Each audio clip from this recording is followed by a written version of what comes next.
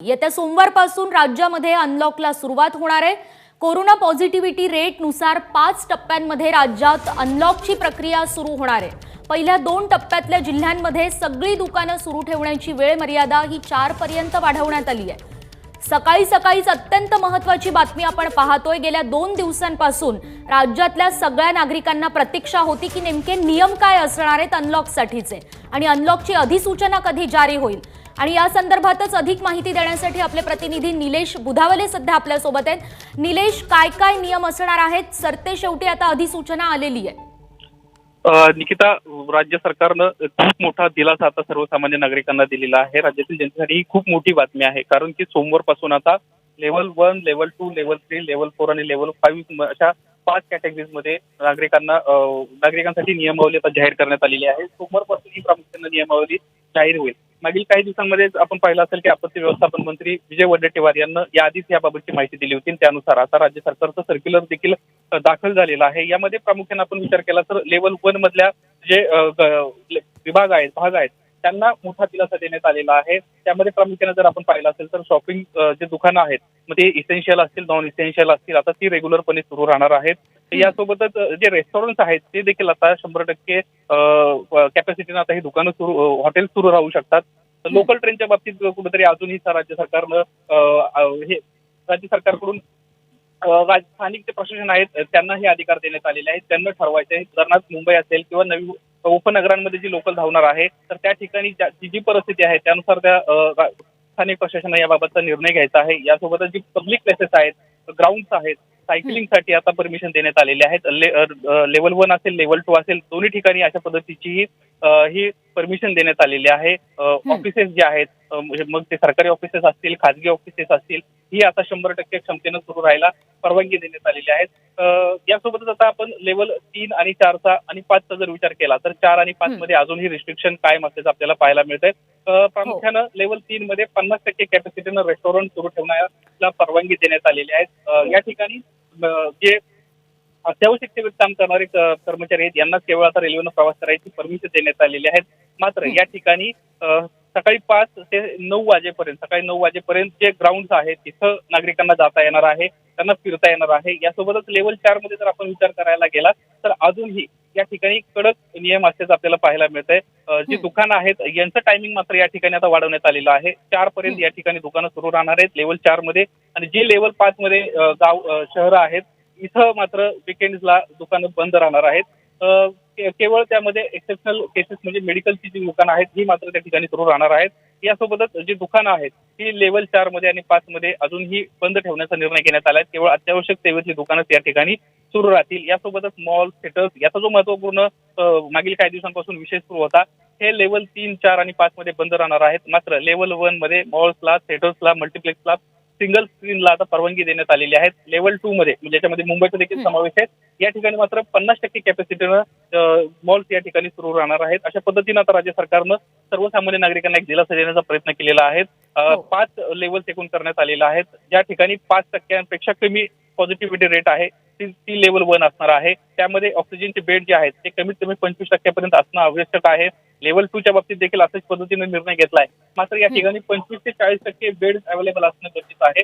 यासोबतच level 3, level 4 आणि level 5 ची देखील कॅटेगरी करण्यात आलेली आहे आणि यानुसार सोमवारपासून आता हे सर्क्युलर लागू होणार आहे। यासाठी आता राज्य शासनानं 2 दिवसांचा कालावधी दिलेला आहे आणि 2 दिवसांमध्ये आता राज्य सरकारनं पूर्णपणे तयारी करून या संबंधितला आढावा स्थानिक प्रशासनानं राज्य सरकारला द्यायचा आहे। त्यानुसार सोमवारपासून आता हे नवीन नियमावली लागू होणार आहे। निकिता, हो, निलेश, अत्यंत महत्त्वाचा प्रश्न की परवाच्या दिवशी मंत्री विजय वडेट्टीवार यांनी ज्या घोषणा केल्या त्या आपण एक माध्यमांची जबाबदारी म्हणून अगदी सविस्तरपणे नागरिकांपर्यंत पोहोचवल्या, पण त्यानंतर संभ्रम निर्माण झाला आणि आता नवीन संभ्रम निर्माण होऊ नये म्हणून महत्त्वाचा प्रश्न असा की ज्या अधिसूचना सुरुवातीला होत्या त्याच सगळ्या आता असणार आहेत की काही बदल असणार आहेत? निकिता, यामध्ये प्रामुख्याने आपण जर बघितलं असेल तर वडेट्टीवारांनी ज्यावेळेस घोषणा केली त्यावेळेस दुकानांच्या वेळेबद्दल एक खूप मोठा अडचण होती। जी शॉप्स आहेत, फॉर एक्झाम्पल की जी कपड्यांची दुकानं आहेत, ही दुकानं केवळ 2 वाजेपर्यंत सुरू ठेवण्याची परवानगी देण्यात आली होती. त्या सर्व हं. व्यावसायिकांचं म्हणणं होतं की ही वेळ आम्हाला योग्य नाहीये. सकाळी 7 वाजता दुकानं सुरू केल्यानंतर 2च्या दरम्यान जे ग्राहक येतात ती त्यांची वेळ नाहीये. त्यांना 2 ते पुढे 4-5 वाजेपर्यंत वेळ वाढवून देण्यात यावा, जेणेकरून नागरिक बाहेर पडल्यानंतर दुकानामध्ये आमच्या खरेदीसाठी येतील. याचा कुठेतरी सरकारनं विचार केलेला आहे. दुकानांच्या बाबतीत सरकारनं निर्णय घेतलाय. लेव्हल 3 आणि 4 मध्ये 4 वाजेपर्यंत दुकानं सुरू राहणार आहेत. जी खाजगी जी इसेन्शियल असतील, नॉन इसेन्शियल असतील त्यांच्या बाबतीत हा नियम आहे. मात्र लेव्हल 1 आणि लेव्हल 2 मध्ये आता ही दुकान रेग्युलर पद्धतीनं सुरू राहणार आहेत. तिकीटात थोड्याफार प्रमाणात बदल आहेत. मात्र जे काही वरतीवर यांना माहिती दिली होती त्या पद्धतीनं आता राज्यामध्ये 5 लेव्हल लागू करण्यात आले आणि त्यानुसार सोमवारपासून ही अंमलबजावणी होणार आहे. हो, बरोबर. खरं तर निलेश, आपण पाहतोय की अनलॉक संबंधीचे हे सगळे नियम सांगितले गेलेले आहेत. मात्र मध्यंतरी 2 दिवसांचा जो काही कालावधी आहे, तर नागरिकांकडून या 2 दिवसांमध्ये मोठी गर्दी होण्याची शक्यता आहे. या पार्श्वभूमीवर काही अधिकच्या उपाययोजना सरकारकडून आता करण्यात आलेल्या आहेत का? निकिता, याबाबत स्थानिक प्रशासनाला माहिती देण्यात आलेली आहे. स्थानिक प्रशासन म्हणजे जिल्हाधिकारी असतील, यासोबतच महानगरपालिकेचे आयुक्त असतील, या सर्वांनी याचा आढावा घ्यायचा आहे. नेमकी काय परिस्थिती आहे त्यांच्या भागातली, यासोबतच या 2 दिवसांमधला पॉझिटिव्हिटी रेट आहे त्याच्यामध्ये कुठं बदल होतोय का, ही देखील माहिती प्रशासनाला त्यांना तात्काळ सुपूर्द करायची आणि त्यानंतरच त्या भागातले निर्णय घेण्यात येणार आहेत. मात्र सध्या तरी राज्य शासनानं दिलासा दिलेला आहे. 5 लेव्हल करण्यात आलेले आहेत आणि त्यानुसार सोमवारपासून आता ही नियमावली लागू होणार आहे. निकिता, बरोबर. पण दुसरं असं सुद्धा आहे निलेश, की जसजसा कोरोना रुग्णसंख्येचा आकडा कमी होतोय तसतसं लसीकरणाबाबत सुद्धा नागरिकांमध्ये काहीशी उदासीनता पाहायला मिळतेय. एकदाची ही अनलॉकची प्रक्रिया सुरू झाली की लसीकरणासाठी लोक पाठ फिरवू शकतात अशी सुद्धा शक्यता वर्तवण्यात येतेय. या संदर्भात या सगळ्या नियमांमध्ये काही समावेश आहे का, काही बाबींचा समावेश करण्यात आलाय का? तर लसीकरणाच्या बाबतीत जर विचार करायला गेलो तर प्रामुख्यानं जास्तीत जास्त लसीकरणावर भर देण्याचाच निर्णय घेण्यात आलेला आहे. यासाठीच राज्य सरकारनं देखील टेंडर काढलं होतं. मुंबई महानगरपालिकेने देखील टेंडर काढलेलं आहे. काही दिवसांमध्ये त्याबाबतची प्रोसेस पूर्ण होईल आणि जास्तीत जास्त राज्य सरकारला कशा पद्धतीने लस उपलब्ध होतील आणि नागरिकांचं लसीकरण कशा पद्धतीने करता येईल हे जाहीर करण्यात येणार आहे. नुकताच मुंबईच्या महापौर आहेत किशोरी पेडणेकर यांनी देखील याबाबतचे आदेश दिलेले आहेत. प्रामुख्याने जे कामगार आहेत यांचं प्रामुख्याने लसीकरण करण्यात येणार आहे. आता रेस्टॉरंट सुरू होत आहेत, या ठिकाणी गर्दी मोठ्या प्रमाणात होण्याची शक्यता आहे. तर त्या ठिकाणी काम करणारे जे कामगार आहेत यांचं देखील आता लसीकरण करण्यात येणार आहेत. एकंदरीतच ज्या ठिकाणी गर्दी होण्याची शक्यता आहे त्या ठिकाणी आता लसीकरणावर मोठ्या प्रमाणात भर देण्यात येत असल्याची सध्या माहिती आहे. यासाठी जास्तीत जास्त लसीकरण केंद्रांची देखील संख्या वाढवण्यात येते. मात्र पुन्हा एकदा हा प्रश्न निर्माण होतोय, ज्या लसी आहेत यांचा जर पुरवठा जो आहे तो योग्य प्रमाणात नाही झाला तर पुन्हा एकदा कोरोना बाधितांची संख्या वाढण्याची शक्यता आहे. कारण की आता ह्या काही दिवसांमध्ये गर्दी वाढण्याची शक्यता आहे. त्यामुळे आगामी काळामध्ये राज्य सरकार याबाबत कशा पद्धतीने निर्णय घेतोय, लसींचा पुरवठा कशा पद्धतीने राज्य सरकारकडून होणार आहे, खाजगी हॉस्पिटलमध्ये सध्या लसी मिळत आहेत, तर त्या ठिकाणी काही वेगळे नियम होत आहेत का, हेच पण आता आगामी काळात महत्वपूर्ण राहील. निकिता, हो, बरोबर आहे निलेश. खरं तर गेल्या 2 दिवसांपासून राज्यातल्या सगळ्या जनतेला प्रतीक्षा लागलेली होती की अनलॉकच्या या नियमांबाबत अधिसूचना नेमकी कधी जारी होणार आणि अगदी सकाळी सकाळीच राज्यातल्या सगळ्या नागरिकांना मोठा दिलासा मिळालाय. त्यामुळे आपण पुन्हा एकदा सांगूयात की 5 टप्प्यांमध्ये जी अनलॉकची प्रक्रिया सुरू होणार आहे त्यातले जिल्हे नेमके कोणकोणते असणार आहे, कोणत्या जिल्ह्यांना सगळ्यात जास्त दिलासा मिळालाय आणि कोणत्या जिल्ह्यांसाठी निर्बंध कायम ठेवण्यात आले? निकिता, प्रामुख्यानं बघितलं तर 18 जिल्ह्यांची घोषणा म्हणजे वडेट्टीवार यांनी केली होती. याच्यामध्ये औरंगाबाद असेल, यासोबतच जे लेव्हल 1 मध्ये असणारे जिल्हे आहेत, बुलढाणा असेल, असे 18 जिल्हे यामध्ये होते. या व्यतिरिक्त जे बाकी जिल्हे आहेत त्यामध्ये मुंबई असेल, मुंबई उपनगर असेल, हे लेव्हल 2 मध्ये दाखल करण्यात आले होते.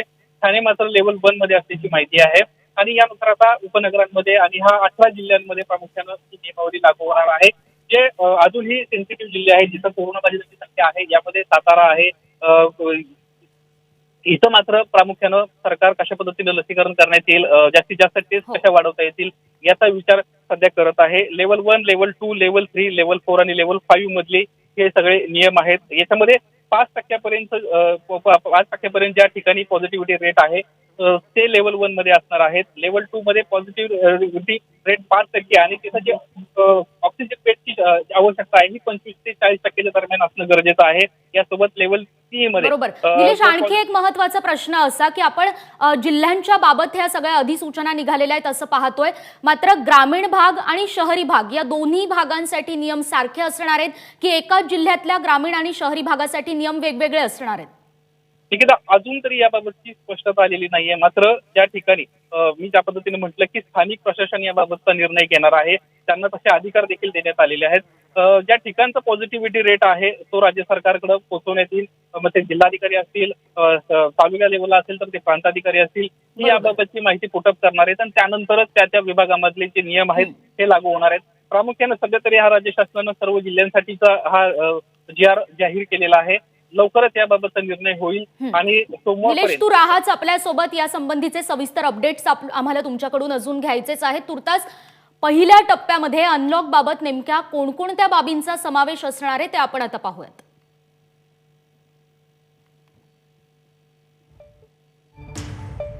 पहिल्या टप्प्यामध्ये सगळ्या प्रकारची दुकानं ही पूर्ववत सुरू होणार आहेत. मॉल, दुकानं, मल्टीप्लेक्स, नाट्यगृह हे नियमितपणे सुरू होणार आहेत. लोकल सेवा सुद्धा पूर्ववत होईल. मात्र स्थितीनुसार स्थानिक आपत्ती व्यवस्थापन विभागाला निर्बंध घालण्याची मुभा देण्यात आली आहे.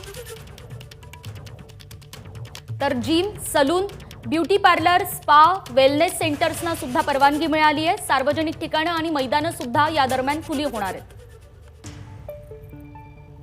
आणि महत्त्वाचं म्हणजे सार्वजनिक वाहतूक सेवा पहिल्या टप्प्यातल्या अनलॉकमध्ये पूर्ववत होईल. या ठिकाणी जमावबंदीचा नियम सुद्धा लागू नसेल. तर विविध खेळ, चित्रीकरण, सामाजिक, सांस्कृतिक आणि मनोरंजनात्मक कार्यक्रमांना सुद्धा परवानगी मिळाली आहे.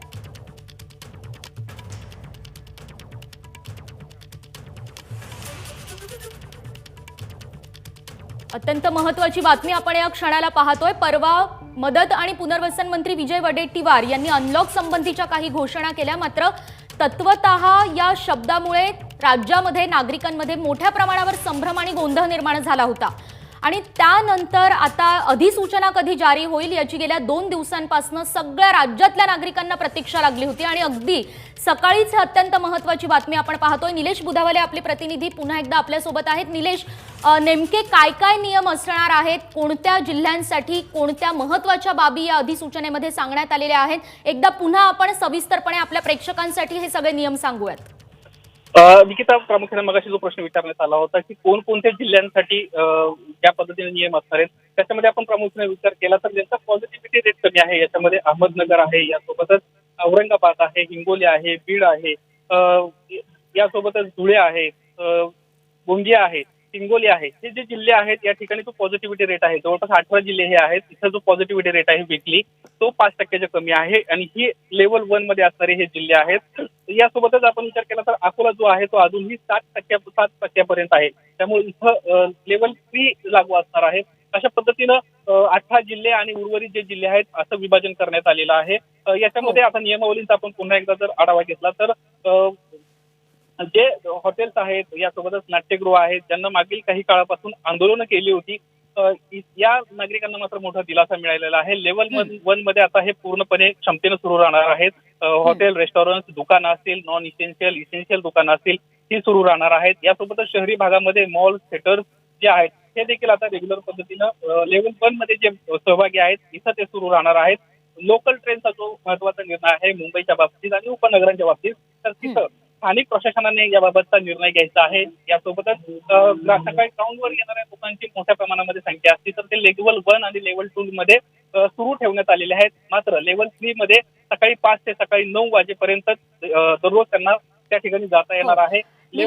सगळ्या अधिसूचनेमध्ये 2 महत्त्वाचे मुद्दे आहेत. ते म्हणजे प्रत्येक भागामधला कोरोना पॉझिटिव्हिटी रेट आणि त्यासोबतच ऑक्सिजन बेड्सची क्षमता, म्हणजे किती ऑक्सिजन बेड्स उपलब्ध आहेत. या 2 मुद्द्यांवरून खरं तर शहरांची, जिल्ह्यांची वर्गवारी करण्यात येणार आहेत. पण आपण पाहतोय की राज्यातली काही शहरं, काही जिल्हे असे सुद्धा आहेत की ज्या ठिकाणी पॉझिटिव्हिटी रेट हा कमी आहे आणि सोबतच ऑक्सिजन बेड्सची क्षमता सुद्धा त्या ठिकाणी नाहीये. ऑक्सिजन बेड्सची कमतरता आहे. मग पॉझिटिव्हिटी रेट कमी असताना ऑक्सिजन बेड्सची उपलब्धता नाहीये, हा सुद्धा एक मोठा संभ्रम आहे. या संदर्भात काय नियम करण्यात आलेत? निकिता, या संदर्भातला निर्णय जो आहे हा स्थानिक प्रशासनावर सोपवण्यात आलेला आहे.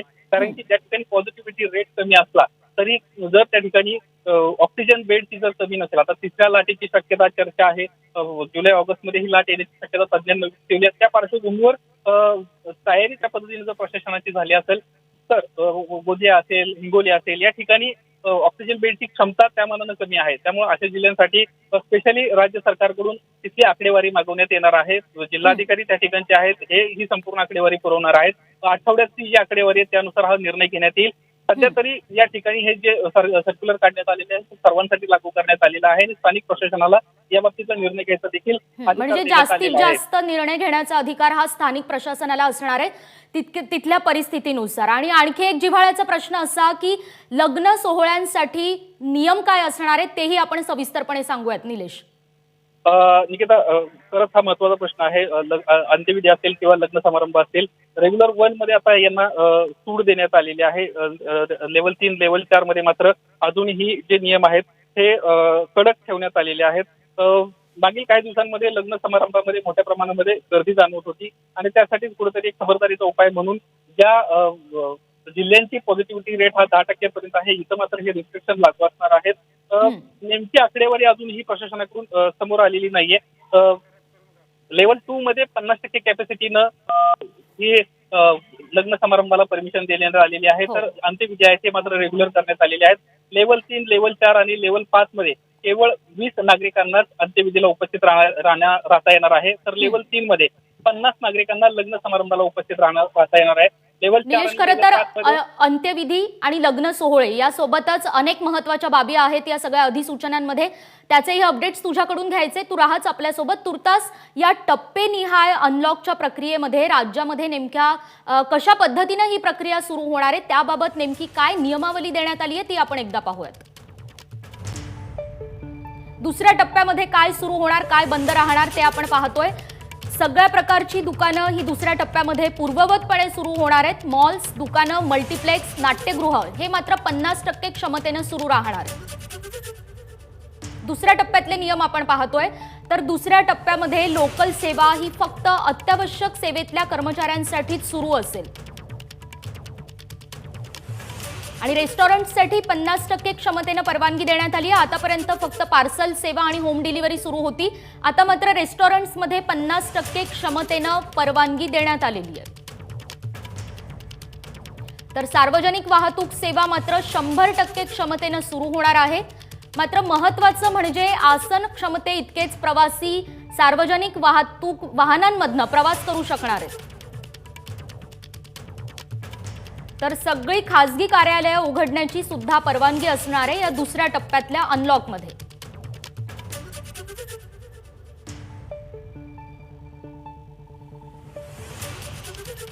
तर टप्पेनिहाय अनलॉकची प्रक्रिया नेमकी कसं असणार आहे ती आपण पाहतोय. तिसऱ्या टप्प्यासाठीचे नियम आपण बघतोय. सायंकाळी 4 वाजेपर्यंत सर्व अत्यावश्यक सेवेसाठीची दुकानं खुली ठेवण्यास मुभा असणार आहे तिसऱ्या टप्प्यातल्या अनलॉकमध्ये. तर इतर दुकानं ही सोमवार ते शुक्रवारी 4 वाजेपर्यंत सुरू असतील आणि वीकेंडला म्हणजे शनिवारी आणि रविवारी ही दुकानं बंद असतील. चौथ्या टप्प्यासाठीचे महत्त्वाचे नियम. अत्यावश्यक सेवेतली दुकानं ही 4 वाजेपर्यंत सुरू राहतील तर इतर सगळी दुकानं ही पूर्णपणे बंद राहतील.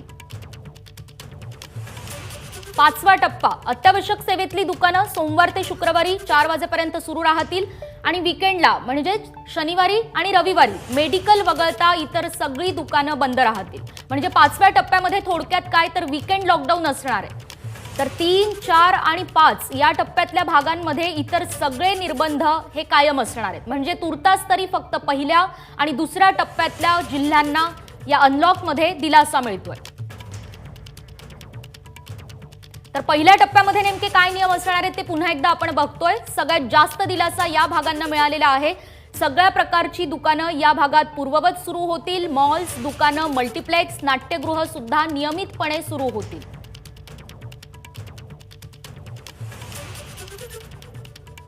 तर लोकल सेवा सुद्धा पूर्ववत होईल पहिल्या टप्प्यामध्ये ज्या जिल्ह्यांचा समावेश होतो त्या ठिकाणी. मात्र महत्त्वाचं म्हणजे स्थितीनुसार स्थानिक आपत्ती व्यवस्थापन विभागाला निर्बंध घालण्याची परवानगी देण्यात आली आहे. Gym, salon, beauty parlour, spa आणि वेलनेस सेंटर्सना ही परवानगी मिळाली आहे. त्यासोबतच सार्वजनिक ठिकाणं आणि मैदानं सुद्धा खुली होणार आहेत. सार्वजनिक वाहतूक सेवा सुद्धा पूर्ववत असेल आणि जमावबंदीचेही कोणतेही नियम या ठिकाणी लागू नसतील. विविध खेळ, चित्रीकरण, सामाजिक, सांस्कृतिक आणि मनोरंजनात्मक कार्यक्रमांना सुद्धा परवानगी देण्यात आली आहे. निलेश बुधावले आपले प्रतिनिधी पुन्हा एकदा आपल्यासोबत आहेत. निलेश, खरं तर आपण बघत होतो की लग्न सोहळे आणि अंत्यविधी हे दोन अत्यंत जिव्हाळ्याचे विषय आहेत नागरिकांच्या दृष्टीनं. आता लग्नांचा सीझन संपण्यासाठी अद्याप 1 महिना बाकी आहे. लग्न सोहळे राज्यामध्ये मोठ्या संख्येनं पार पडतायत. काय नियम यासाठी असणार आहेत ते पुन्हा एकदा सविस्तरपणे सांगूयात प्रेक्षकांसाठी. निकिता, जे लग्न सोहळे आहेत ते लेव्हल 1 मध्ये जिल्हे आहेत या ठिकाणी रेग्युलर करण्यात आलेले आहेत. जे लेव्हल 2 मध्ये आहेत या ठिकाणी 50% कॅपॅसिटीनं या ठिकाणी परवानगी देण्यात आलेली आहे. लेव्हल 3 मध्ये देखील 50% कॅपॅसिटी असणार आहे. अशा पद्धतीनं नियमावली करण्यात आलेली आहेत. लेव्हल 4 आणि लेव्हल 5च्या बाबतीत मात्र प्रामुख्याने निर्णय घेण्यात आला आहे. लेव्हल 4 मध्ये 25% नागरिकांना केवळ लग्न समारंभाला उपस्थित राहता येणार आहे, तर लेव्हल 5 मध्ये केवळ आणि केवळ कुटुंबीय लग्नासाठी उपस्थित असणार आहेत. जर अंत्यविधीचा विचार करायला गेलं तर लेव्हल 1 आणि लेव्हल 2 मध्ये हे अंत्यविधीचा जो कार्यक्रम आहे हा आता रेग्युलर करण्यात आलेला आहे. या ठिकाणी कुठे रिस्ट्रिक्शन नसणार आहेत. मात्र लेव्हल 3 मध्ये केवळ 20 नागरिकांना लेव्हल 3 आणि 4 मध्ये सहभागी होता येणार आहे. या लेव्हल 3, 4 आणि 5च्या बाबतीत हा निर्णय घेण्यात आलेला आहे. या ठिकाणी केवळ 20 नागरिकांना सहभागी होता येणार आहे. यासोबतच सगळ्यात महत्त्वाचा प्रश्न असतो तो आंतरजिल्हा वाहतुकीचा. याबाबत अनेक वेळा संभ्रम निर्माण झाल्याचं आपण पाहिलेलं आहे. या बाबतीत देखील प्रशासनानं आता निर्णय जाहीर केलेला आहे. लेव्हल 1 असेल, 2 असेल, या 5ही लेव्हलमध्ये जर तुम्ही 5 लेव्हलच्या जिल्ह्यांमधून प्रवास करणार असाल तर त्या ठिकाणी तुम्हाला ई पास असणं महत्वाचं आहे. मात्र लेव्हल 1, लेव्हल 2 मध्ये आता आंतरजिल्हा जी वाहतूक आहे ही रेग्युलर करण्यात आलेली आहे. यासोबतच लेव्हल 3, 4 आणि 5च्या बाबतीमध्ये मात्र तुम्ही लेव्हल 5च्या जिल्ह्यामधून प्रवेश करणार असेल तर तुम्हाला ई पास हा गरजेचाच असणार आहे. यासोबत कन्स्ट्रक्शन साईटचा आपण विचार करायला गेलं तर मागील काही दिवसांपासून कन्स्ट्रक्शन साईटला जरी परवानगी दिली असती तरी अनेक जे मजूर आहेत हे आपल्या गावी निघून गेले होते. त्यामुळे कन्स्ट्रक्शन साईट बंद असल्याचं पाहायला मिळालं होतं. आता मात्र लेव्हल 1 आणि लेव्हल 2 मध्ये कन्स्ट्रक्शन साईटला पूर्णपणे परवानगी देण्यात आलेली आहे. लेव्हल 3 मध्ये मात्र जे बाहेरून येणारे लेबर्स आहेत यांना 4 वाजेपर्यंत काम करण्याची परवानगी देण्यात आलेली आहे. जे लेव्हल 4 मध्ये असणारे कन्स्ट्रक्शन साईट्सवरचे आहेत लेबर्स यांना मात्र त्या ठिकाणीच राहावं लागणार आहे. त्या ठिकाणी जे राहणारे कर्मचारी आहेत यांनाच त्या ठिकाणी काम करता येणार आहे. अशा पद्धतीनं निर्णय घेण्यात आलेला आहे. शेतीचा विचार करायला गेला सध्या आता पावसाळा सुरू होतोय. या पार्श्वभूमीवर या आधीच पेरण्या झालेल्या आहेत. तर या ठिकाणी देखील आता नियमावलीमध्ये शिथिलता देण्यात आलेली आहे. लेव्हल 1 आणि लेव्हल 2 मध्ये आता हे रेग्युलर करण्यात आलेले आहेत आणि लेव्हल 3 मध्ये मात्र 4 वाजेपर्यंत शेती कामांसाठी नागरिकांना ऍग्रिकल्चरची कामं आहे, शेतीची कामं यासाठी बाहेर पडता येणार आहे. 4 आणि 5 मध्ये मात्र वीकडेला मात्र या ठिकाणी बंदी घालण्यात आलेली आहे. यासोबतच जमावबंदीचा एक महत्वपूर्ण निर्णय घेण्यात आलेला आहे. आता लेव्हल 1 मध्ये जमावबंदी नसणार आहे, मात्र लेव्हल 2 मध्ये ही जमावबंदी अजूनही लागू ठेवण्यात आलेली आहे. बरोबर. निलेश, आणखी एक महत्वाचा प्रश्न. आतापर्यंत कर्नाटक किंवा गोवा या राज्यांमध्ये आपल्या राज्यातनं त्या राज्यात जाणाऱ्या व्यक्ती किंवा त्या राज्यातून आपल्या राज्यामध्ये येणाऱ्या व्यक्ती यांच्यासाठी अँटीजन चाचणी करणं बंधनकारक करण्यात आलं होतं. आता अनलॉकची प्रोसेस सुरू होतीये, लसीकरणाचा सुद्धा टक्का वाढतोय. मात्र अनलॉक जरी होत असलं तरी अँटीजन चाचणी करणं बंधनकारक असणार आहे का? नेगेटिव्ह असण्याचा अहवाल दाखवणं बंधनकारक असणार आहे का? निकिता, अनेक जिल्हे असे आहेत जे बॉर्डरवर आहेत जे लेव्हल 5 मध्ये येतात. त्यामुळे या ठिकाणी हे नियम तसे जे आहेत त्या पद्धतीनेच लागू असणार आहेत. कारण की या जिल्ह्यांमधून परत जे लेव्हल 1, 2 चे जिल्हे आहेत या ठिकाणी येणाऱ्या नागरिकांची देखील संख्या नाकारता येत नाहीये. मोठ्या प्रमाणात ही संख्या असू शकते. यासाठी हे नियमावली या कडकच ठेवण्यात आलेले आहेत. यासोबत इतर देखील आपण नियमावली पाहिली तर आंतरजिल्हा वाहतुकीत प्रामुख्यानं बऱ्यापैकी सूट दिल्याचं आपल्याला पाहायला मिळतंय. निकिता, आणखीन जे छोटे छोटे व्यवसाय आहेत यामध्ये जिम, सलून, ब्युटी सेंटर्स असतील, स्पा असतील या ठिकाणी आता लेव्हल 1 मध्ये त्यांना रेग्युलर पद्धतीनं परवानगी देण्यात आलेली आहे. लेव्हल 2 पण यामध्ये निलेश आपण पाहतोय की खासगी कार्यालयांना उघडण्यास परवानगी देण्यात आली आहे. Gym, salon, beauty parlour, multiplex अशा मोठ्या मोठ्या उद्योगांना किंवा काही मध्यम स्वरूपाचे उद्योग आणि व्यवसाय म्हणता येतील त्यांना सुद्धा आपल्याला परवानगी देण्यात आली आहे. मात्र महत्त्वाचा मुद्दा असा आहे, फेरीवाल्यांसाठी काय निर्णय घेण्यात आलाय? कारण फेरीवाले जे असतात त्या ठिकाणी सुद्धा नागरिकांची मोठ्या प्रमाणावर गर्दी होते असं आपण गेल्या काही दिवसांमध्ये पाहिलंय. यासाठी या अधिसूचनेमध्ये काही बाबींचा, काही नियमांचा समावेश करण्यात आलेला आहे का? फेरीवाल्यांच्या बाबतीतली अजूनही बाब समोर आलेली नाहीये. मात्र आपण मुंबईमध्ये दादर असेल किंवा मोठमोठ्या ज्या बाजारपेठा आहेत तिथं मोठ्या प्रमाणामध्ये गर्दी असते, त्यामुळे स्थानिक प्रशासनानं त्यावर नियंत्रण ठेवायचं आहे. मागील काही दिवसांपूर्वी या ठिकाणी काही दूत देखील नेमण्यात आले होते, जे प्रशासनाला गर्दी जर त्या ठिकाणी होत असेल तर त्याबाबतची माहिती देत होते. तर हे जे आहेत ह्या पद्धती मात्र जशा तशा ठेवण्यात आलेल्या आहेत. स्थानिक प्रशासनावर लोड येऊ नये ही देखील त्यामागची एक भूमिका असणार आहे आणि ते गर्दीच्या ज्या ठिकाणी होते त्याबाबतची माहिती स्थानिक प्रशासनाला पोहोचवतील आणि वेळीच अशा गर्दी रोखण्याचं काम या प्रशासनाकडून करण्यात येईल. यासोबतच इतर देखील आपण बाबी जर पाहिल्या तर कन्स्ट्रक्शन साईटचा आपण मुद्दा पाहिला की त्या ठिकाणी आता रेग्युलर करण्यात आलेला आहे. ऍग्रिकल्चरचा देखील लेवल 1 आणि लेवल 2 मध्ये ह्या रेग्युलर करण्यात आलेले आहेत. जमावबंदी मागील काही दिवसांपासून जेव्हापासून लॉकडाऊन जाहीर झालं तेव्हापासून राज्यामध्ये जमावबंदी लागू होती, त्यामध्ये देखील आता बऱ्यापैकी शिथिलता देण्यात आल्याचं आपल्याला पाहायला मिळत आहे. मात्र जे छोटे व्यावसायिक आहेत यांचे प्रचंड हाल होत होते, यांना देखील आता मोठा दिलासा दिलेला आहे. लेवल 1 मध्ये आता हे छोटे छोटे व्यवसाय जिम सलून हे सुरू राहणार आहेत. मात्र लेवल 2 चा जर आपण विचार केला तर केवळ 50% कॅपॅसिटीनच या ठिकाणी ही जी सुविधा आहे ही सुरू राहणार आहे. यासोबतच एसी जो आहे, एसी मुळे कोरोना व्हायरस त्या एसी मध्ये राहू शकतो अशी देखील माहिती आहे. त्यामुळे एसी आता त्या नागरिकांना त्या व्यावसायिकांना बंद ठेवावं लागणार आहे. प्रामुख्याने जिम मध्ये स्पा सेंटर्स मध्ये एसीचा मोठ्या प्रमाणात वापर होतो, तर त्या ठिकाणी एसीवर आता रिस्ट्रिक्शन लावण्यात आलेले आहेत.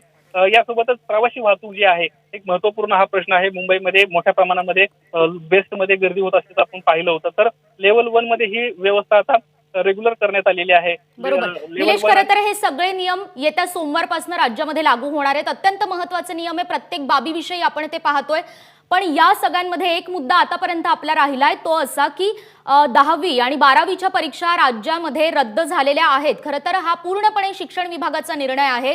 मात्र खासगी क्लासेस संबंधी काही या ठिकाणी नियमांचा समावेश आहे का या संपूर्ण अधिसूचनेमध्ये?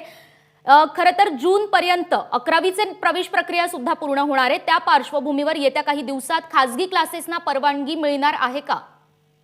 निकिता, अद्याप या खासगी क्लासेस बाबतची माहिती समोर आलेली नाहीये, ज्यांचाही मागील काही दिवसांपासून एक मोठा प्रश्न होता.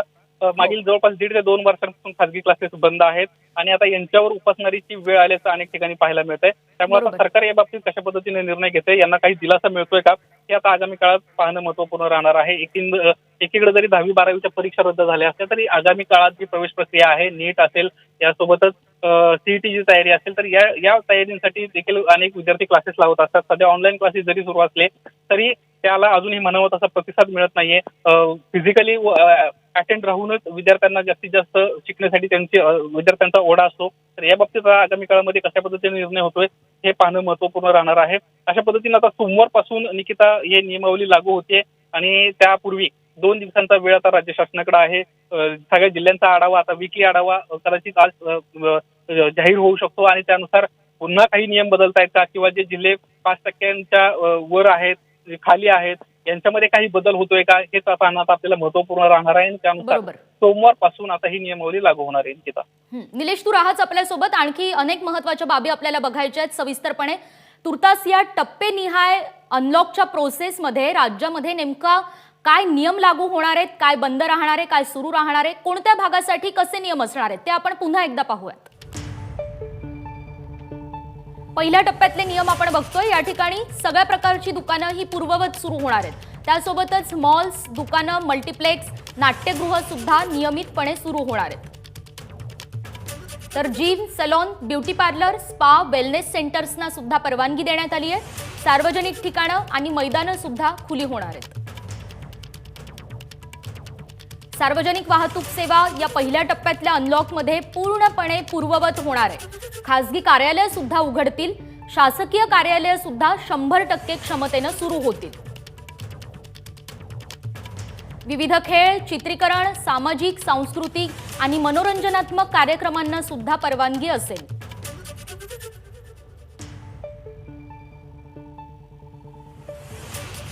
तर अत्यंत महत्त्वाचा विषय, पहिल्या टप्प्यातल्या भागामध्ये, पहिल्या टप्प्यात ज्या ठिकाणी अनलॉक होणार आहेत त्या जिल्ह्यांमध्ये लग्न सोहळा, अंत्यविधी, बैठका आणि निवडणुका यावर कोणत्याही प्रकारची बंधनं नसतील.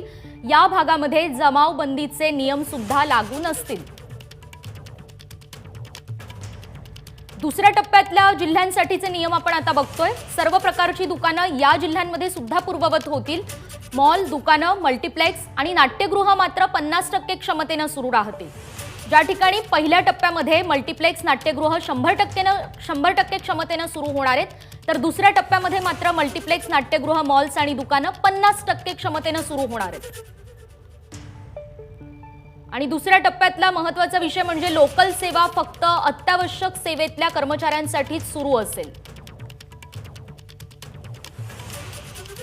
आणि रेस्टॉरंटसाठी 50% क्षमतेनं परवानगी देण्यात आली आहे दुसऱ्या टप्प्यातल्या जिल्ह्यांसाठी.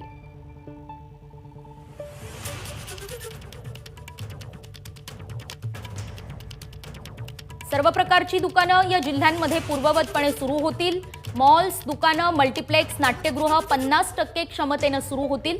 दुसऱ्या टप्प्यातल्या जिल्ह्यांसाठी काही महत्त्वाच्या बाबी आपण पाहतोय.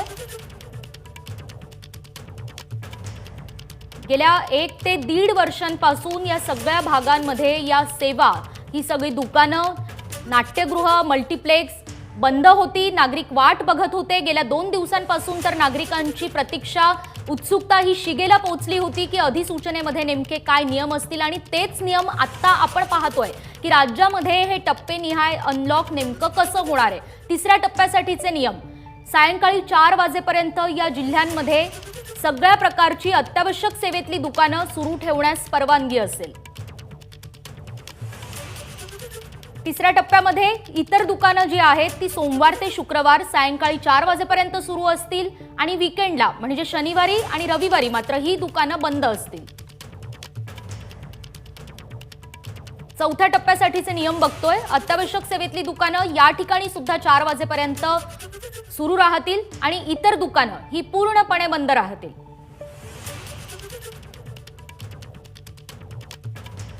आणि 5व्या टप्प्यातल्या अनलॉकच्या प्रक्रियेतले जे जिल्हे आहेत, ज्या जिल्ह्यांचा 5व्या टप्प्यामध्ये समावेश होतोय, त्या ठिकाणी कोरोना संसर्गाचं प्रमाण अद्यापही आटोक्यात येण्यासारखं नाहीये आणि त्यामुळे या भागांसाठी निर्बंध जास्तीत जास्त कडक ठेवण्यात आलेले आहेत. त्यामुळेच या ठिकाणी अत्यावश्यक सेवेतली दुकानं ही सोमवार ते शुक्रवार या वेळेमध्ये सायंकाळी 4 वाजेपर्यंत सुरू राहतील आणि शनिवारी आणि रविवारी म्हणजेच वीकेंडला मेडिकल सेवा वगळता इतर सगळी दुकानं बंदच राहणार आहेत. 3, 4 आणि 5 या टप्प्यातल्या भागांमध्ये इतर सर्व निर्बंध हे कायम राहणार आहेत.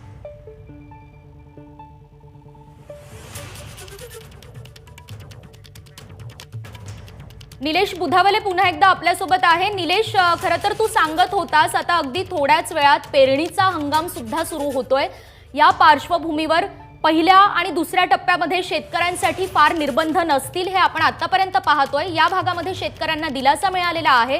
मात्र तिसरा, चौथा आणि 5व्या टप्प्यामध्ये शेतकऱ्यांसाठी काही नियम लागू असणार आहेत का? नक्कीच निकिता, तिसऱ्या, चौथ्या आणि 5व्या लेवलचा जर आपण विचार करायला गेला तर 4 वाजेपर्यंत तिसऱ्या लेवलमध्ये परवानगी असणार आहे ऍग्रिकल्चर शेतीचे कामं करण्यासाठी. मात्र लेवल 4 आणि 5 मध्ये देखील अशा पद्धतीनं लेवल 3 मध्ये हे आठवडाभर त्यांना काम करता येणार आहे. केवळ 4 वाजेपर्यंत त्या ठिकाणी वेळ ठरवण्यात आलेली आहे. मात्र लेवल 4 आणि 5 मध्ये जर आपण विचार करायला गेलं तर त्यांना केवळ 4 पर्यंतच परमिशन आहे आणि त्यांना वीकडेज मध्ये काम करता येणार आहेत. शनिवार आणि रविवार या ठिकाणी मात्र बंदी घालण्यात आलेली आहे. जमावबंदीच्या बाबतीत देखील अशाच पद्धतीने निर्णय लेवल 4 आणि 5च्या बाबतीत आहेत. या ठिकाणी लेवल 4 मध्ये संचारबंदी लागू करण्यात आली आहे. लेवल 5 मध्ये देखील संचारबंदी लागू असणार आहे. लेवल 3 मध्ये मात्र ही 5 वाजेपर्यंत संचारबंदी असणार आहे. लेवल 2 आणि लेवल 1चा विचार केला तर लेवल 1 मध्ये आता संचारबंदी लागू नसणार आहे. जमावबंदी असेल किंवा संचारबंदी असेल. लेवल 2 मध्ये मात्र जमावबंदी लागू असणार आहे. यासोबतच पब्लिक ट्रान्सपोर्टचा जर विचार करायला गेलो आपण तर लेवल 1 मध्ये आता पब्लिक ट्रान्सपोर्ट सुरू राहणार आहे.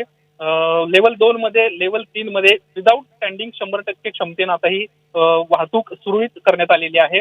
लेवल 4 आणि 5 मध्ये मात्र स्टँडिंग जे आहेत यांना आता त्यामध्ये उभं राहता येणार नाहीये. त्यांना जे केवळ 50% प्रवासी क्षमतेने ही वाहतूक व्यवस्था सुरू करण्यात आली आहे. याच्यामध्ये स्टँडिंग असणाऱ्यांना परवानगी देण्यात आलेली नाहीये.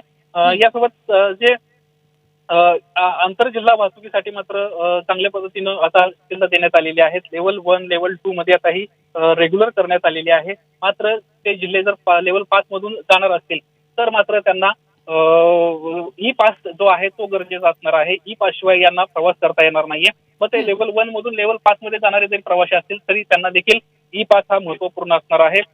यासोबतच इतर बाबी देखील आपण पाहिल्या तर त्याच्यामध्ये आणखीन ज्या पद्धतीने आपण शेतीची कामं बघितली, पेरणी हंगाम सुरू होतोय आणि त्या पेरणी हंगामामध्ये नागरिकांना दिलासा देण्याचा, शेतकऱ्यांना दिलासा देण्याचा निर्णय राज्य शासनाने घेतलेला आहे. हो, लोकल ट्रेन मुंबईकरांचा महत्वाचा आणि जिव्हाळ्याचा प्रश्न आहे. बरोबर. याच्या बाबतीत मात्र नियम अजूनही राखीव ठेवण्यात आलेले आहेत. स्थानिक प्रशासनानं तो निर्णय घ्यायचा आहे. मुंबईमध्ये अजूनही मुंबई उपनगरातून येणाऱ्यांची मोठी संख्या आहे. त्यावेळेस ही लोकलला परवानगी देण्यात येईल, त्यावेळेस अचानकपणे मोठ्या प्रमाणामध्ये गर्दी वाढू शकते. त्यामुळे शनिवार आणि रविवारचा आढावा घेण्यात येईल आणि त्यानंतर कदाचित या ठिकाणी देखील नियमावली जी आहे ही शिथिल करण्यात येईल, याची शक्यता आता नाकारता येत नाहीये. दुसरी गोष्ट अशी की हा पूर्णपणे निर्णय स्थानिक प्रशासनावर अवलंबून असणार आहे.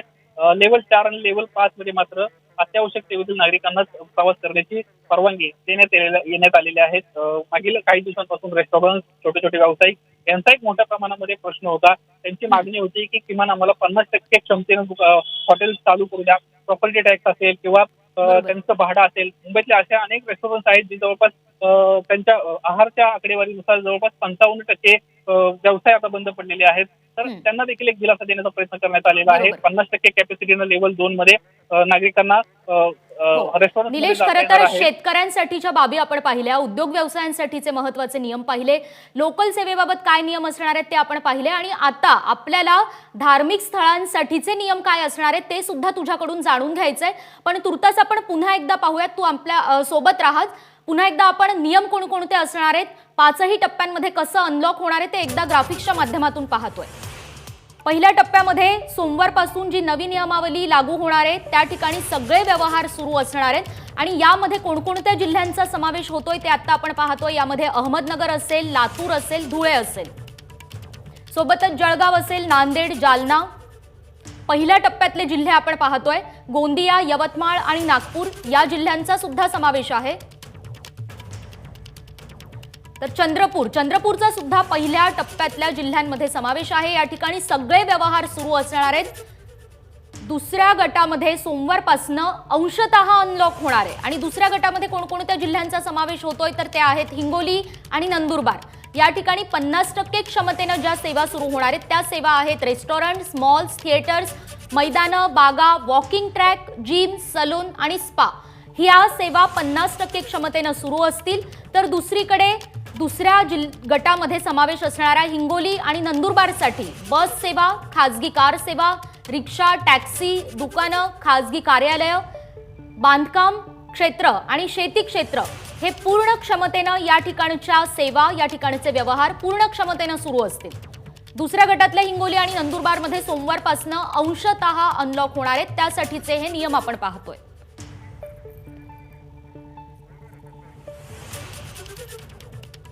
मंत्री विजय वडेट्टीवार यांनी ज्या जिल्ह्यांसाठी वेगवेगळ्या नियमांची घोषणा केलेली होती, खरं तर त्यावेळी पहिल्या टप्प्यामध्ये 18 जिल्ह्यांचा समावेश होत होता.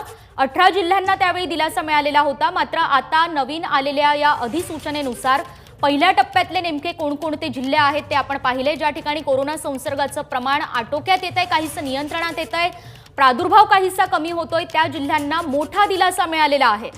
मल्टीप्लेक्स असतील, सिनेमागृह असतील, त्याचबरोबर दुकानं असतील, मैदानं असतील, जिम, सलोन, स्पा अशा अनेक सेवा या ठिकाणी 100% क्षमतेनं सुरू होणार आहे. खरं तर राज्यातल्या नागरिकांसाठी हा मोठा दिलासा आहे. सकाळच्या सुरुवातीलाच अतिशय महत्त्वाची बातमी आपल्याला आज मिळतीये आणि दिवसभर आपल्याला या संबंधीचे महत्त्वाचे अपडेट्स पाहायचे आहेत. तर राज्यातला लॉकडाऊन नेमका कधी हटणार याबाबत निर्माण झालेला संभ्रम आता दूर झालेला आहे असं आपल्याला म्हणता येईल. मध्यरात्री महाराष्ट्र सरकारनं अनलॉक संदर्भातले हे आदेश जारी केलेले आहेत आणि येत्या सोमवारपासून महाराष्ट्रामध्ये या 5 टप्प्यातल्या अनलॉकला सुरुवात होणार आहे. यामध्ये महत्त्वाच्या 2 बाबी आहेत, त्या म्हणजे की कोरोना पॉझिटिव्हिटी रेट आणि ऑक्सिजन बेडची उपलब्धता. या 2 बाबींनुसार हे अनलॉकचे नियम लागू होणार आहेत. या 2 नियमांनुसार, या 2 बाबींनुसार 5 टप्प्यांमध्ये राज्यामध्ये अनलॉकची प्रक्रिया सुरू होणार आहे. त्यात पहिल्या 2 टप्प्यातल्या जिल्ह्यांमध्ये म्हणजेच ज्या जिल्ह्यांमध्ये कोरोना पॉझिटिव्हिटी रेट हा 5% किंवा त्यापेक्षा सुद्धा कमी आहे, तिथलं जनजीवन हे पूर्णपणे सुरळीत होणार आहे. म्हणजे सध्या तरी पहिल्या टप्प्यातल्या आणि दुसऱ्या टप्प्यातले जे काही जिल्हे आहेत त्या ठिकाणी नागरिकांना मोठा दिलासा मिळतोय. मात्र 3ऱ्या, 4थ्या आणि 5व्या टप्प्यातल्या जे काही जिल्हे आहेत त्या जिल्ह्यातल्या नागरिकांसाठी अद्यापही संयम बाळगणं आवश्यक आहे. या तिसऱ्या, चौथ्या आणि पाचव्या टप्प्यातल्या जिल्ह्यांमध्ये कोरोना संसर्गाचं प्रमाण म्हणावं तसं अजूनही नियंत्रणात नाहीये. त्यामुळे या जिल्ह्यातल्या नागरिकांना अजूनही निर्बंधांचं पालन करणं गरजेचं असणार आहे.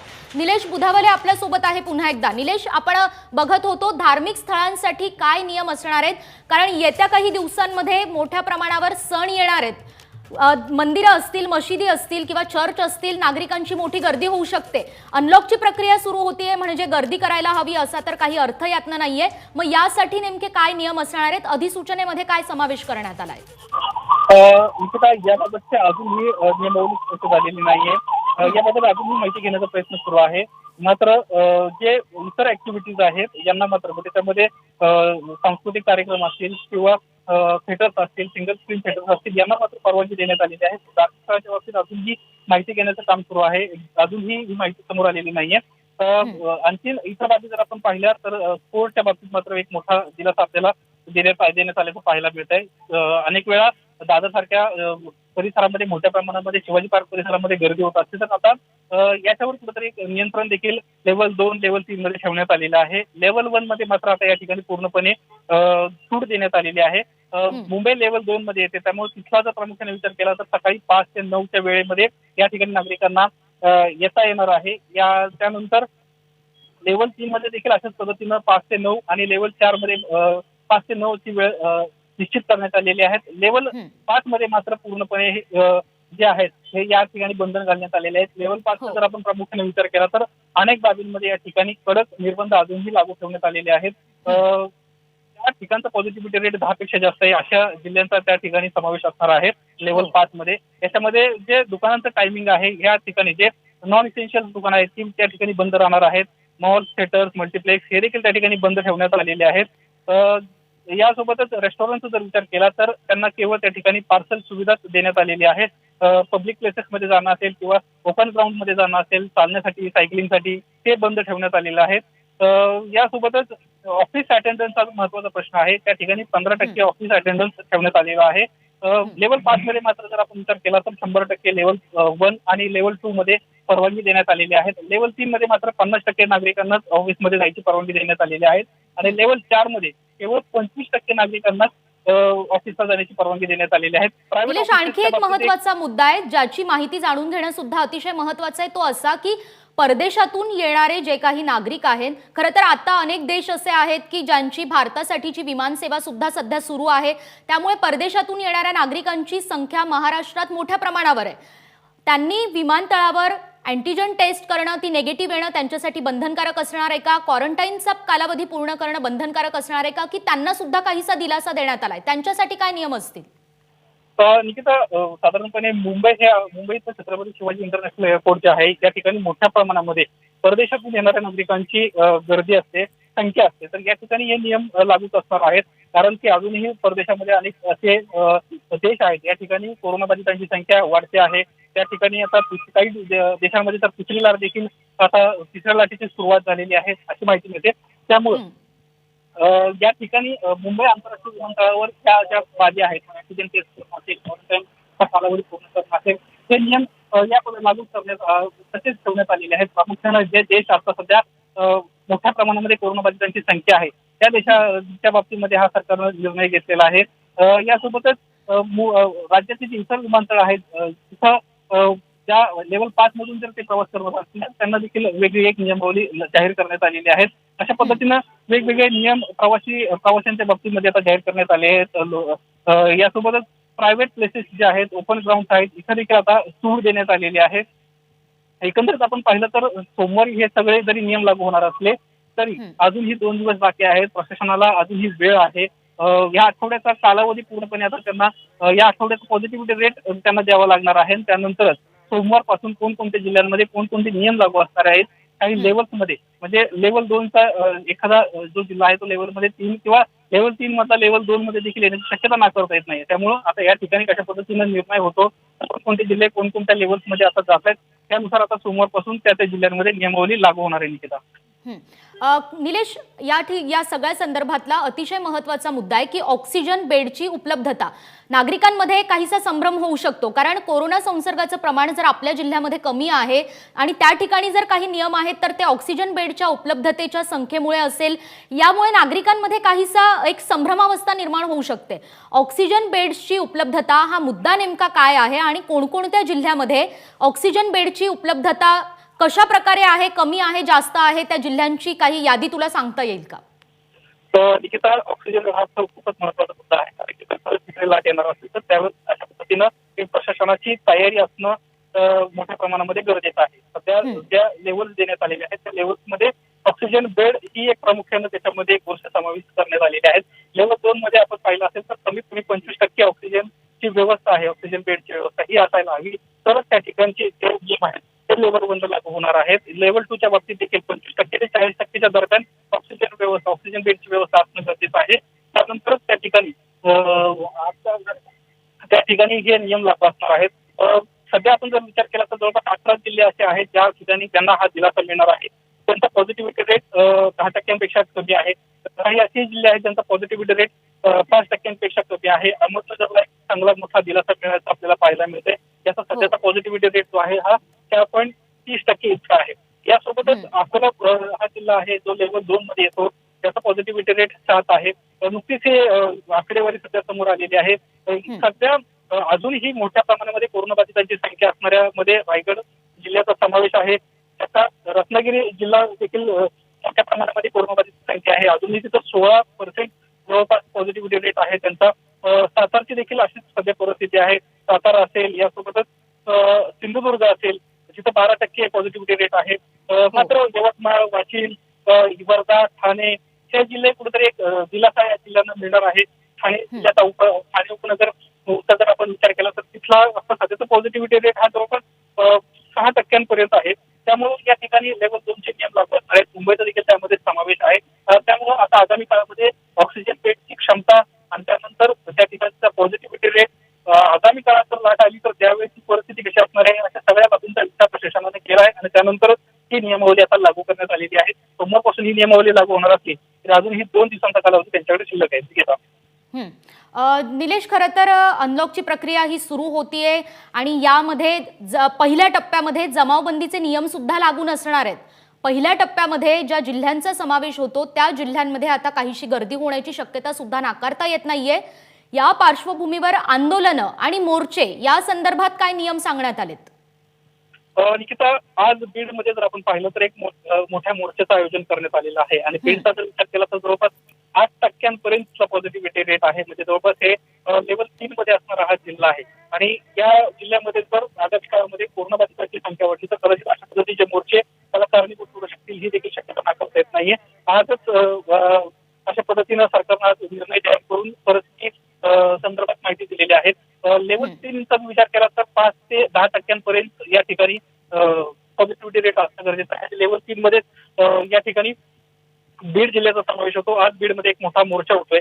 त्याचा जर विचार करायला गेला तर तिथं जे प्रशासनाकडून निर्बंध आहेत हे अजूनही पूर्णपणे हटवण्यात आलेले नाहीयेत. त्या ठिकाणी निलेश, उद्या महत्वाचा दिवस आहे. 6 जून शिवराज्याभिषेक दिन आहे आणि छत्रपती खासदार संभाजीराजे यांनी सुद्धा नागरिकांना आवाहन केलं होतं काही दिवसांपूर्वी की मिळेल त्या वाहनानं रायगडावर दाखल व्हा. मोठी गर्दी होऊ शकते. काही नियम लावण्यात आलेत का? रायगड जिल्ह्याचा विचार केला तर जवळपास 15 ते 16% पर्यंत त्यांचा पॉझिटिव्हिटी रेट आहे आणि ते लेवल 4 मध्ये येतात. त्यामुळे इथं जमावबंदीचा निर्णय जो आहे हा तसाच ठेवण्यात आलेला आहे. जर आगामी काळामध्ये कोरोनाबाधितांची संख्या वाढली तर या गोष्टी देखील कारणीभूत असल्याची शक्यता नाकारता येत नाही. कारण की संभाजी महाराजांना ज्या पद्धतीने आवाहन केलंय त्या पद्धतीनं आजच्या काही दिवसांपूर्वी ज्यावेळेस त्यांना पत्रकार परिषद घेतली होती त्यावेळेस राज्यभरातील त्यांचे मराठा क्रांती मोर्चाचे समन्वयक दाखल झाले होते. आजपासूनच आता रायगड जिल्ह्यामध्ये रायगडाच्या पायथ्याशी ही सर्व मंडळी येण्याची शक्यता आहे आणि उद्या एक मोठी घोषणा महाडमध्ये संभाजीराजे करणार आहेत. त्या पार्श्वभूमीवर महाडमध्ये देखील गर्दी होणार आहे. लेवल 4 मधला हा जिल्हा आहे आणि त्यामुळे आता या स्थानिक प्रशासनावर मोठी जबाबदारी आहे की कोणत्याही प्रकारची गर्दी त्या ठिकाणी होऊ नये किंवा कोरोनाचे जे नियम आहेत ते त्या ठिकाणी मोठे जाऊ नयेत यासाठी त्यांना पूर्णपणे काळजी घ्यायची आहे. आजचा आणि उद्याचा दिवस रायगड जिल्हा, बीड जिल्हा यांसाठी खूप महत्वाचा असणार आहे. कारण की या ठिकाणी गर्दी मोठ्या प्रमाणामध्ये होण्याची शक्यता आता नाकारता येत नाही. त्यामुळे स्थानिक प्रशासन या संपूर्ण परिस्थितीवर नियंत्रण ठेवून आहे. या ठिकाणी सध्याची माहिती मिळाली आहे त्या माहितीनुसार रायगडावर तीव्र संभाजी महाराज आणि नागरिक त्यांच्यासोबतच्या काही व्यक्तींना त्या ठिकाणी पूजेसाठी जाण्याची परवानगी देण्यात आली आहे. अन्य सर्वांना रायगडाच्या पायथ्याशी थांबावं लागणार आहे. यासाठी माध्यमांना देखील कुठेतरी एक दिलासा दिल्याचा प्रयत्न आहे. माध्यमांना रायगडावर जाता येणार आहे. एकंदरीत ह्या दोन जिल्ह्यांचा विचार केला तर प्रशासन पूर्णपणे खबरदारी घेऊन आहे या संपूर्ण पद्धतीत आणि कुठल्याही प्रकारची गर्दी होऊ नये यासाठी त्यांचे प्रयत्न सुरू आहेत. अगदी प्रशासनाला खबरदारी घ्यावीच लागणार आहे निलेश. या सगळ्यांमध्ये आणखी एक मुद्दा आपल्याला जाणून घ्यायलाच हवा की गेल्या काही दिवसांपासून राज्यामध्ये सिनेमांचं किंवा मालिकांचं शूटिंग असेल यावर मोठ्या प्रमाणावर नियम निर्बंध लावण्यात आलेले होते आणि त्यामुळे अनेक चित्रपटांचं आणि मालिकांचं शूटिंग हे दीव दमणमध्ये असेल, गोव्यामध्ये असेल त्या ठिकाणी सुरू होतं. आता महाराष्ट्रामध्ये हे चित्रीकरण करण्यास परवानगी मिळू शकते का? या संदर्भात काय निर्बंध असणार आहेत? निकिता, चित्रीकरणाच्या बाबतीत देखील सरकारनं नियम जाहीर केलेले आहेत. काही ठराविक क्षमतेनुसार चित्रीकरणाला परवानगी देण्यात आलेली आहे. मोठ्या प्रमाणात मुंबईतच शूटिंग होत असतात. मुंबई ही लेव्हल 2 मध्ये आहे. या ठिकाणी नाट्यगृह, चित्रपट यांना परवानगी देण्यात आलेली आहे. मात्र शूटिंगच्या बाबतीत त्यांना अजूनही नियमावली पाळावी लागणार आहे. मग त्या टेस्ट करणे असतील किंवा मोठ्या प्रमाणात चित्रीकरणाच्या स्थळी गर्दी होणे हे देखील त्यांना पाहावं लागणार आहे. आणि याच बाबी लक्षात ठेवून अनेक निर्मात्यांना मुंबई बाहेर जाणं पसंत केलं होतं. आता ते कदाचित मुंबईमध्ये परत याची शक्यता देखील नाकारता येत नाही निकिता. हो, आणि या सगळ्या संदर्भात मुख्यमंत्री स्वतः काही बोलू शकतात का निलेश? नक्कीच निकिता, ज्या पद्धतीनं आता हे सर्क्युलर जाहीर करण्यात आलेले आहेत. विजय वडेट्टीवारांना देखील संकेत दिला होता की मुख्यमंत्री उद्धव ठाकरे या संदर्भात नागरिकांशी संवाद साधू शकतात. त्यामुळं आगामी 1-2 दिवसांमध्ये मुख्यमंत्री बोलण्याची शक्यता नाकारता येत नाहीये. ते कशा पद्धतीनं नियम असतील किंवा नागरिकांना काय खबरदारी घ्यावी अशा पद्धतीचे ते आपल्या संवादातून नागरिकांशी बोलू शकतात. आज शनिवार आहे, कदाचित उद्या देखील मुख्यमंत्री बोलू शकतात. सोमवारपासून ही नियमावली लागू आहे. अनेक वेळा असं झालेलं आहे ज्या नियमावली लागू होणार होत्या त्याच्या आधीच मुख्यमंत्र्यांना नागरिकांशी संवाद साधला होता. त्यामुळे ते संवाद साधण्याची शक्यता देखील आता नाकारता येत नाही निकिता. हो, बरोबर. निलेश, आणखी एक महत्त्वाची बातमी आपल्याला पाहायची आहे, तू सोबतच राहा. खरं तर अनलॉकचे हे सगळे नियम आपण सध्या पाहतोय. पहिल्या टप्प्यासाठी, दुसऱ्या टप्प्यासाठी अतिशय महत्त्वाची बातमी आपण पाहतोय आणि आणखी एक मोठी दिलासादायक बातमी. राज्यातलं एकही शहर, जिल्ह्यातला पॉझिटिव्हिटी रेट किंवा जिल्ह्याच्या 5व्या टप्प्यातल्या निकषांमध्ये याचा समावेश नसणार आहे. जिल्ह्यातल्या 5व्या टप्प्यामध्ये राज्यातल्या एकाही शहराचा समावेश नाहीये. कारण सध्या राज्यामध्ये एकाही जिल्ह्याचा पॉझिटिव्हिटी रेट हा 20% जास्त नाहीये. सकाळच्या सुरुवातीलाच अत्यंत दिलासादायक बातमी संपूर्ण राज्यातल्या नागरिकांसाठी. 5व्या टप्प्यातल्या नागरिकांसाठी कोणताही दिलासा देण्यात आलेला नव्हता. पण या सगळ्यांमध्ये अतिशय आनंदाची, महत्त्वाची, दिलासादायक चांगली बातमी की राज्यातलं एकही शहर, एकही जिल्हा सध्या 5व्या टप्प्यामध्ये येत नाही. राज्यातल्या एकही जिल्ह्यातला पॉझिटिव्हिटी रेट हा 20% जास्त नाहीये. त्यामुळे राज्यामध्ये सध्या तरी पहिला, दुसरा, तिसरा आणि चौथा टप्पा यामधले नियम लागू असतील. 5व्या टप्प्यामध्ये राज्यातल्या एकाही जिल्ह्याचा समावेश सध्या तरी होत नाहीये. आत्ताच्या घडीला अत्यंत महत्त्वाची दिलासादायक बातमी आपण पाहतोय. 5वा टप्पा म्हणजे ज्या शहर किंवा जिल्ह्यामध्ये 20%पेक्षाही जास्त पॉझिटिव्हिटी रेट आहे आणि ज्या ठिकाणी 75%पेक्षा जास्त ऑक्सिजन बेड्स रुग्ण त्या ठिकाणी ऑक्सिजन बेड्सवर उपचार घेत आहेत, अशा जिल्ह्यांचा 5व्या टप्प्यामध्ये समावेश करण्यात येणार होता. मात्र अतिशय महत्त्वाची, दिलासादायक, आनंदाची आणि चांगली बातमी म्हणजे राज्यातल्या एकही जिल्ह्याचा समावेश सध्या 5व्या टप्प्यात होत नाहीये.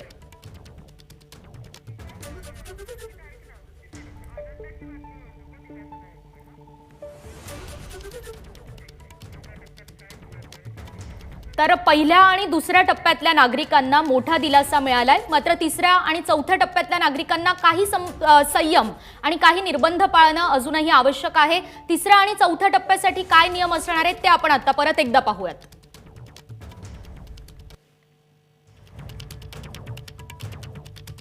सुरुवातीला पहिल्या टप्प्यामधले नियम आपण पाहूयात. सगळे व्यवहार या जिल्ह्यामध्ये सुरू असतील.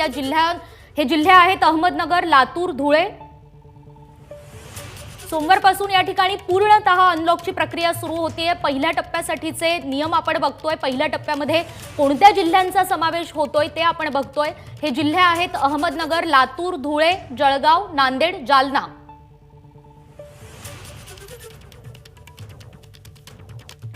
आणि आता दुसऱ्या गटासाठीचे नियम बघतोय। पहिल्या गटामध्ये सोमवारपासून पूर्णतः अनलॉक असेल, तर दुसऱ्या गटासाठी सोमवारपासून अंशतः अनलॉक असेल। दुसऱ्या गटामध्ये हिंगोली आणि नंदुरबार या जिल्ह्यांचा समावेश होतोय आणि जास्तीत जास्त नियम खरं तर दुसऱ्या गटासाठीच आहेत असं म्हणता येईल। या ठिकाणी 50% क्षमतेनं रेस्टॉरंट, मॉल्स, थिएटर्स, मैदानं, बागा, वॉकिंग ट्रॅक, जिम, सलून आणि स्पा या सेवा 50% क्षमतेनं सुरू असणार आहेत। तर पूर्ण क्षमतेनं कोणकोणत्या सेवा सुरू असणार आहेत त्या आहेत बस सेवा, खासगी कार सेवा, रिक्षा, टॅक्सी, दुकानं, खासगी कार्यालय, सरकारी कार्यालय, बांधकाम क्षेत्र आणि शेती क्षेत्रातल्या सगळ्या सेवा आणि व्यवहार हे पूर्ण क्षमतेनं सुरू असतील दुसऱ्या टप्प्यातल्या हिंगोली आणि नंदुरबारसाठी। आणि आता तिसऱ्या गटासाठीचे नियम।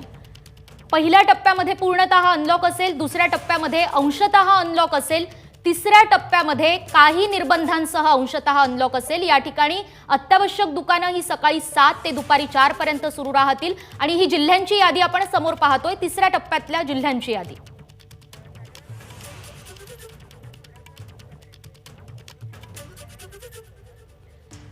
तिसऱ्या गटामध्ये कोणकोणते जिल्हे आहेत ते आपण पाहतोय। मुंबई, ठाणे, अकोला, बीड, उस्मानाबाद, पालघर, सोलापूर, वर्धा आणि वाशिम या जिल्ह्यांचा तिसऱ्या गटामध्ये समावेश होतोय। या ठिकाणी सिनेमागृह बंद असतील, हॉटेल्स सकाळी 7 ते दुपारी 4 पर्यंत सुरू असतील, मात्र फक्त 50% क्षमतेनं सुरू असतील। आणि यासोबतच महत्त्वाचा नियम म्हणजे सोमवार ते शुक्रवार या काळामध्ये 7 ते दुपारी 4 पर्यंत 50% क्षमतेनं हॉटेल्स सुरू असतील, मात्र वीकेंडला म्हणजे शनिवारी आणि रविवारी हॉटेल्स पूर्णतः बंद असतील। तर तिसऱ्या गटातल्या या जिल्ह्यांसाठी उद्यानं, मैदानं आणि जॉगिंग ट्रॅक्स हे पहाटे 5 ते सकाळी 9 पर्यंत सुरू असतील। वीकेंडला सुरू असतील की बंद असतील या संदर्भातला नियम नाहीये, मात्र सध्या तरी सकाळी 5 ते 9 पर्यंत जॉगिंग ट्रॅक्स, उद्यानं आणि मैदानं तिसऱ्या टप्प्यातल्या गटासाठी सुरू असतील। एबीपी माझा, उघडा डोळे बघा नीट।